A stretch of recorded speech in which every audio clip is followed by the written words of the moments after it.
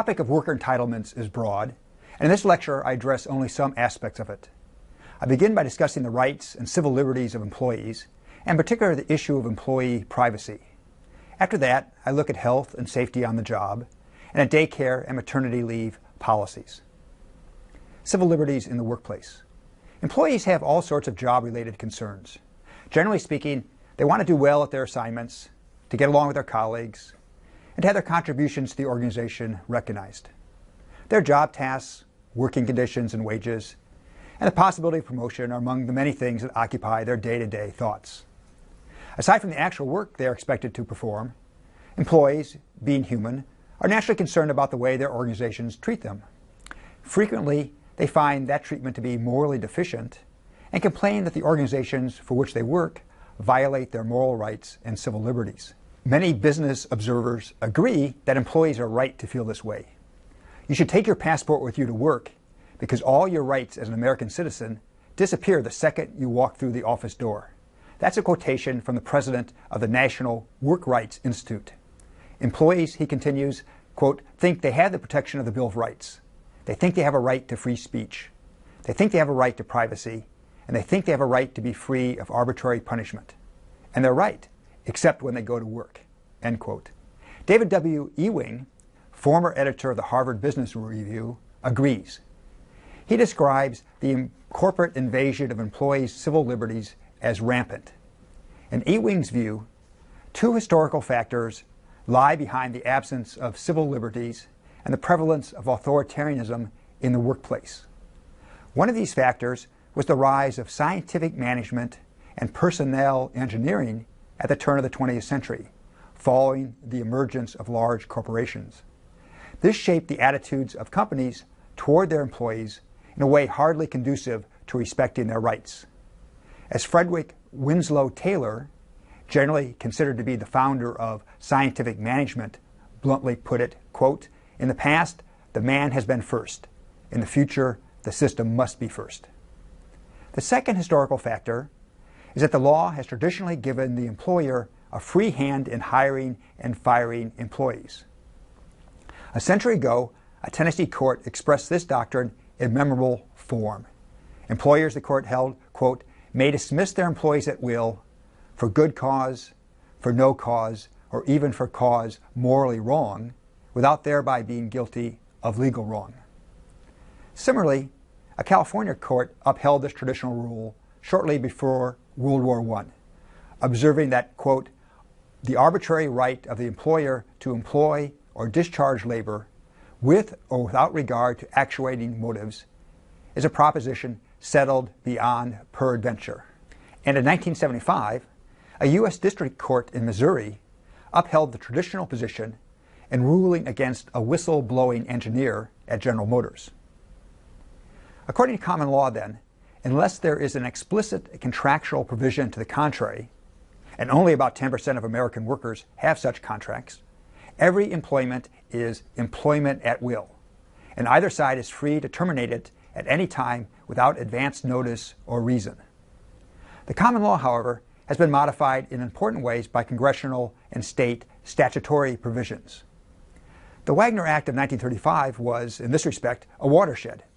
It prohibited companies from firing workers because of union membership or union activities.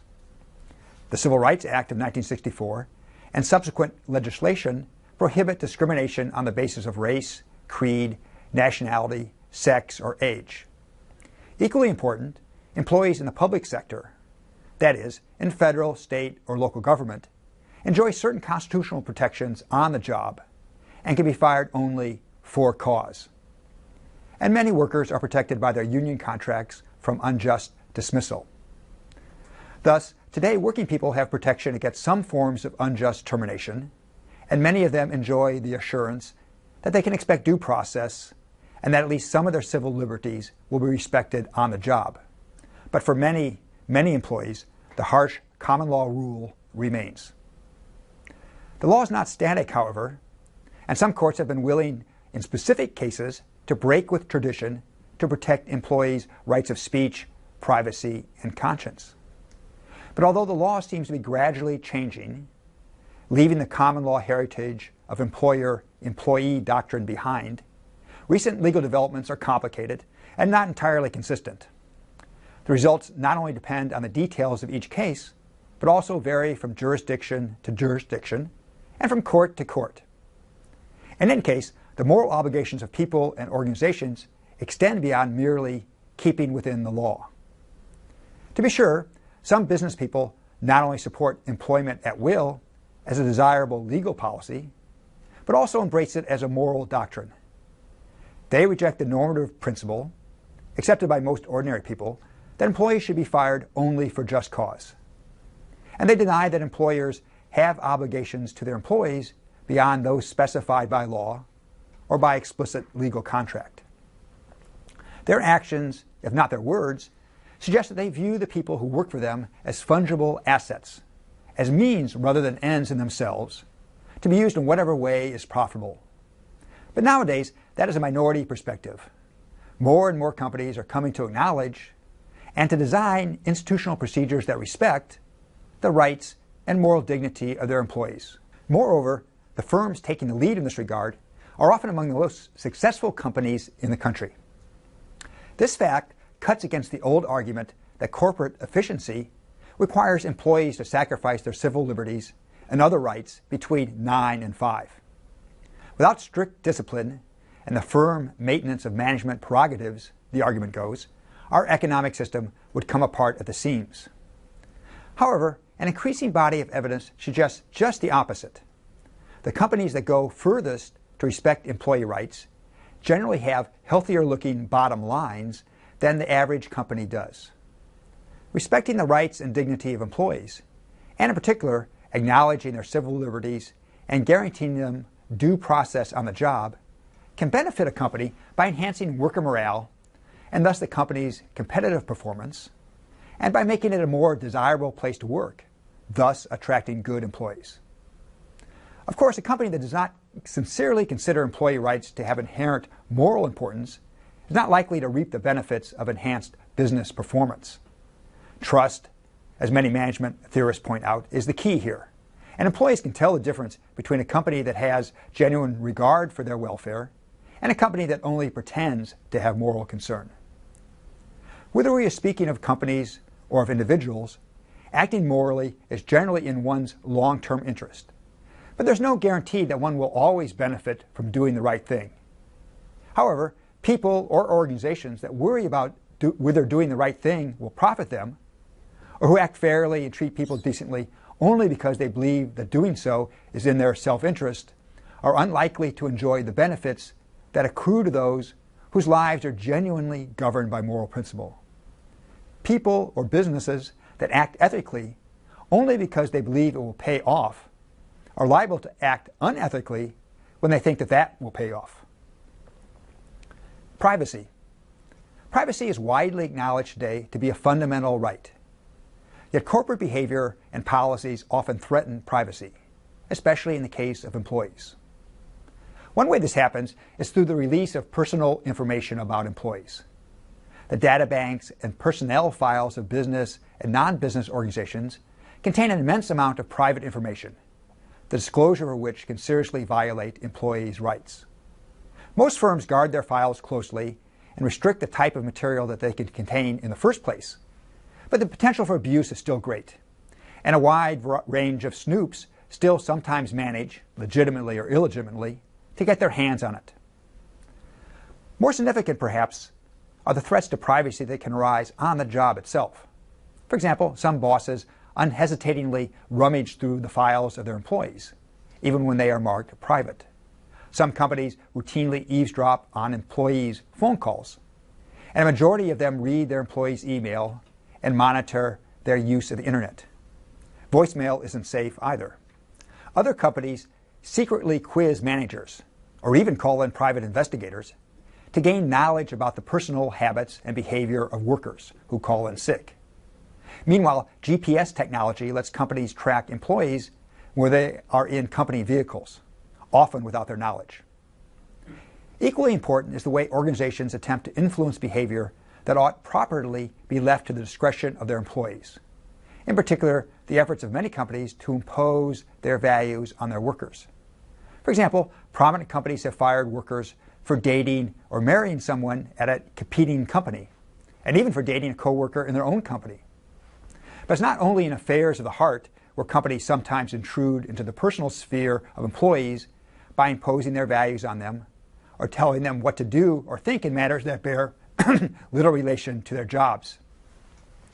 Some executives, for example, find themselves pressured to contribute cash to their company's political action committees. Other corporations hit up their employees for partisan political contributions, which they then bundle together as one gift, thus circumventing the ban on corporate campaign giving. Or they lean on employees to lobby political leaders to push for legislation the company favors. Both in the workplace and in general, our concern for privacy seems to have at least three dimensions to it.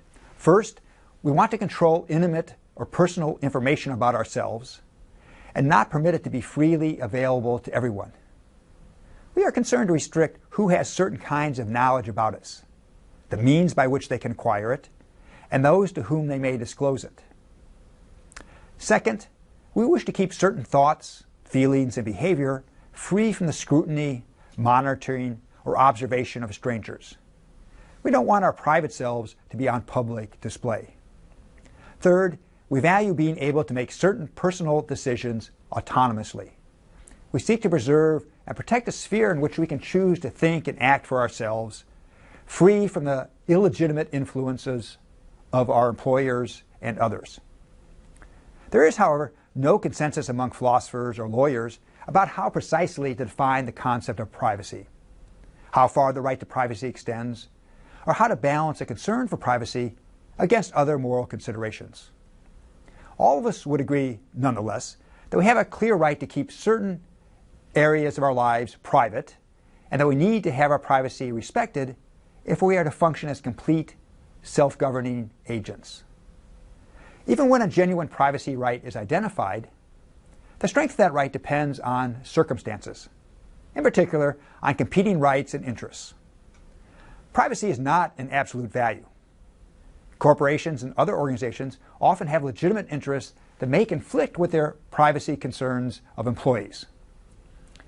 Determining when organizational infringement on a person's private sphere is morally justifiable is, of course, precisely the question at issue. As a general rule, whenever an organization infringes on what would normally be considered the personal sphere of an individual, it bears the burden of establishing the legitimacy of that infringement. The fact that a firm thinks an action or policy is justifiable does not, of course, prove that it is. The firm must show both that it has some legitimate interest at stake and that the steps it is taking to protect that interest are reasonable and morally permissible. But what are the areas of legitimate organizational influence over the individual? That's a big question. The work contract, the firm's responsibility to owners, consumers, and society at large, and the purpose of the firm all support the proposition that the firm is legitimately interested in whatever significantly influences work performance.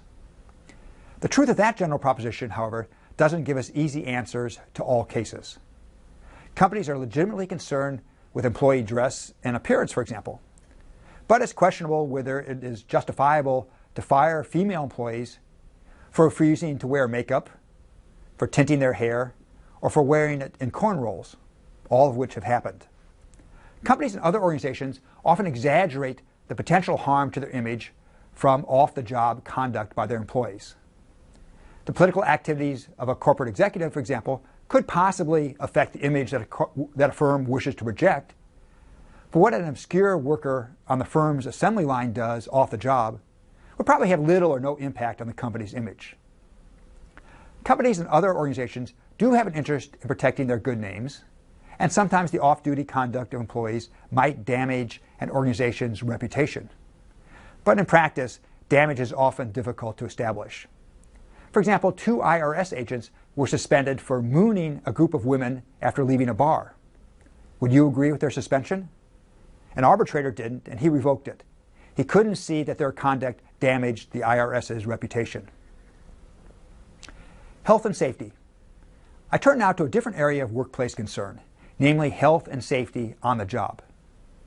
In 2004, 15 workers perished when a BP refinery blew up in Texas City, Texas, the worst accident in the nation's gas and chemical industry in modern times. A few months later, 5 workers in Walnut Creek, California were killed and several others seriously injured after a ruptured fuel pipeline exploded. These dramatic episodes gained national media attention. By contrast, relatively little news coverage was given to the fire on a gasoline barge in New York Harbor that killed 2 workers. And the national media ignored altogether the deaths of 21-year-old Dennis Claypool and 18-year-old Mark DeMoss, who suffocated working inside a tanker trailer at a trucking company outside Chicago. The 2 didn't know that the tanker had recently been cleaned with nitrogen, which removes oxygen from the air. A freak accident? Experts say some 300 workers a year die in such confined space incidents. The scope of occupational hazards remains awesome and generally unrecognized. According to the Census Bureau, in a given year, about 5,000 workers are killed on the job. The director of the Occupational Health and Safety Administration, OSHA, puts the figure higher. He says an average of 32 workers are killed on the job each day of the year in the United States. Deaths are just part of the problem. Census Bureau statistics reveal that although the rate of industrial injury has been declining since 1960, the absolute number of workers disabled at work every year, approximately 3.4 million men and women, is far greater than then. Job-related injuries and illnesses cost the nation $65 billion a year, $171 billion when indirect costs such as wages are included. Researchers, however, believe that government statistics undercount workplace injuries and illnesses.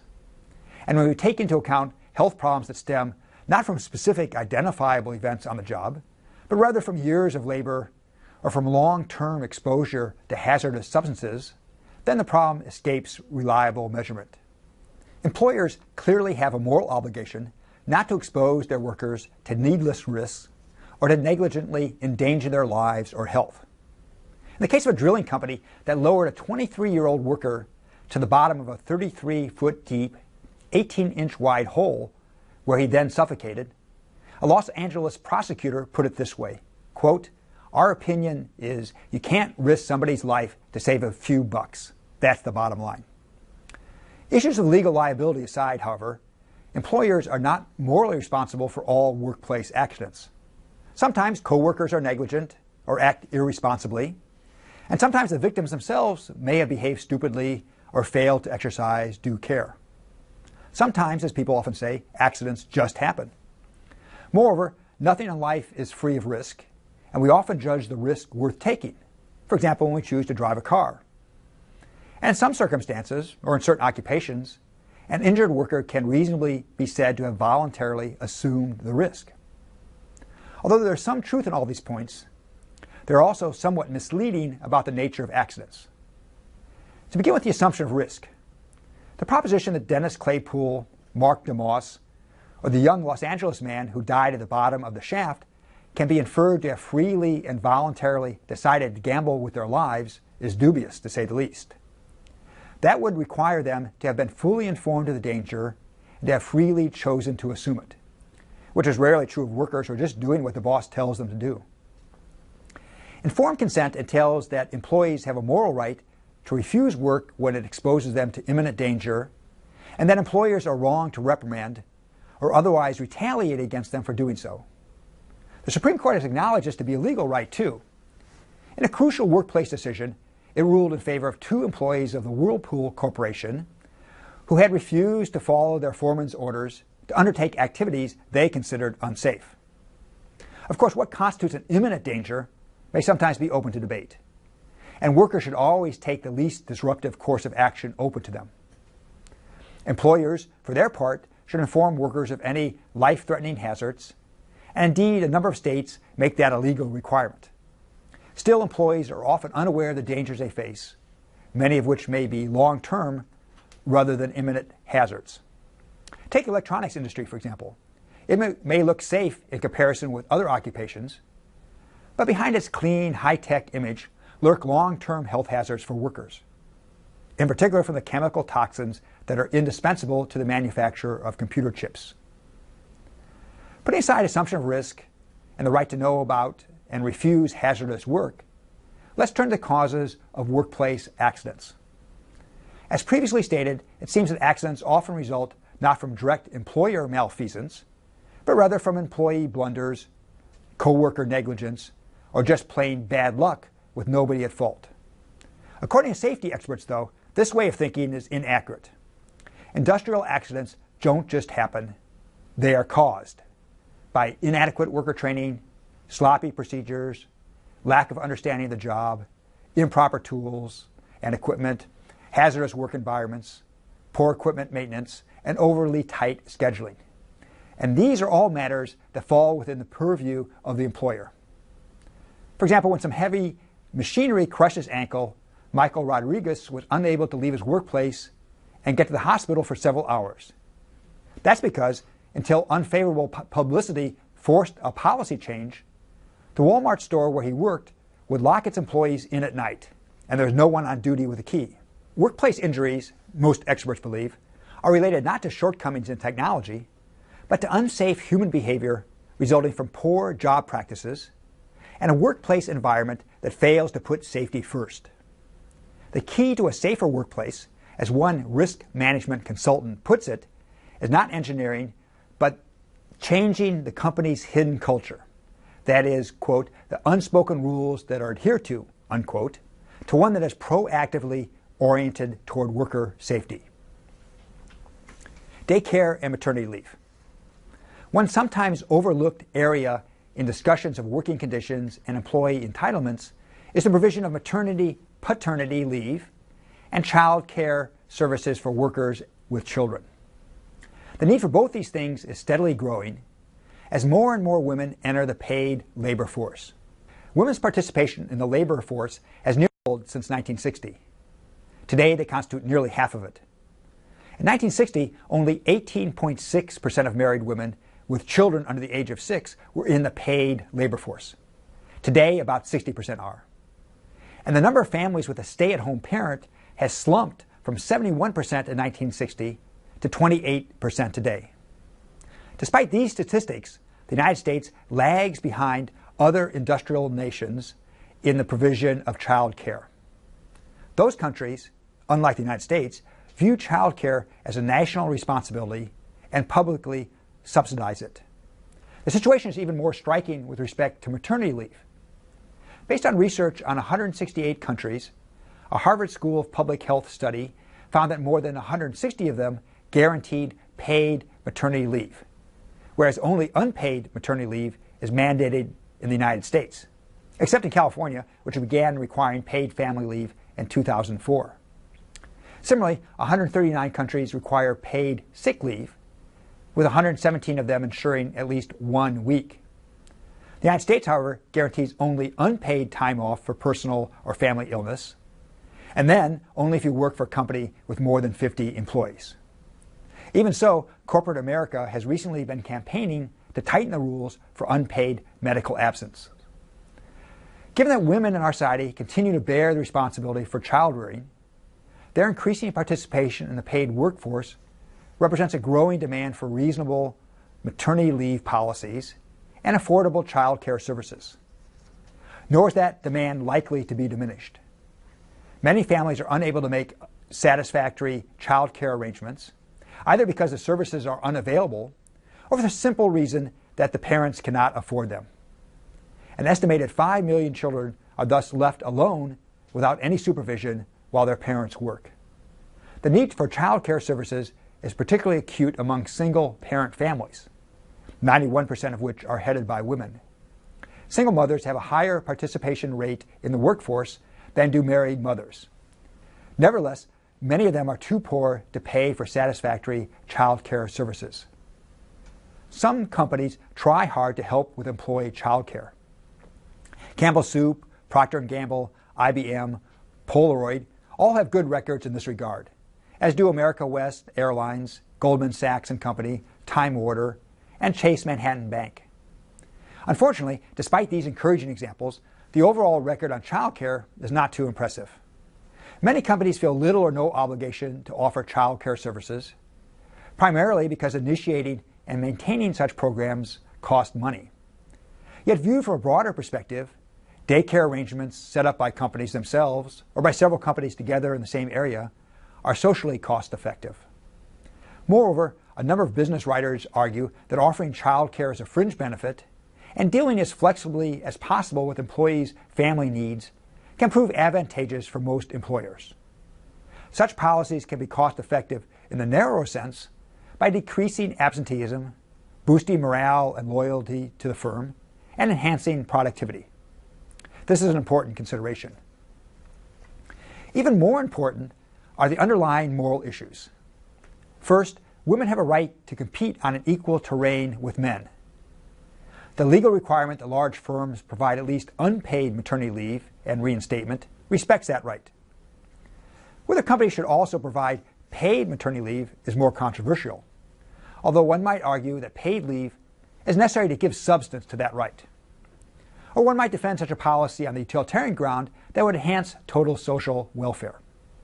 In fact, as suggested earlier, many organizations find it in their self-interest to provide paid leave and flexible work arrangements so they can attract better and more talented employees.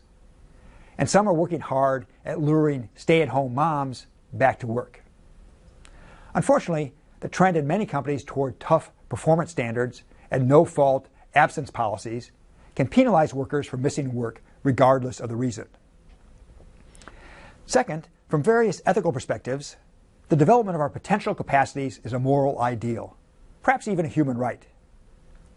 For that reason, or from the point of view of promoting human well-being, many theorists would contend that women should not be forced to choose between childbearing and the successful pursuit of their careers. Nor should they be forced to reduce the quality of their commitment either to their children or to their careers. If employment circumstances force them to do so, and if those circumstances could reasonably be changed, then we have not lived up to the ideal of treating those women as persons whose goals are worthy of respect. Third, although the past 2 or so decades have seen many criticisms of and attempts to move beyond the traditional male-female division of labor within the family, there can be little doubt that the world of work tends to reproduce those patterns. For instance, men who leave work to help raise children often find enormous hurdles when returning to the job market. It seems clear that many fathers today feel hampered by work arrangements that pit meaningful career advancement against a fully developed family life. Enhanced opportunities for part-time employment and job sharing, along with generous parental leave arrangements and flexible, affordable, and accessible firm-sponsored child care facilities could enable fathers and mothers to achieve a more personally desirable balance between paid work and family relations. The moral value here is not to promote any single vision of the good life, but rather to permit individuals, couples, and families as much autonomy as possible given other social goals. They should be able to define the good life for themselves and to seek the arrangement of work and personal relations that makes that life possible. Firm-affiliated child care services and other institutional arrangements that accommodate parental needs can clearly play a key role in the overall design of work to enhance workers' well-being.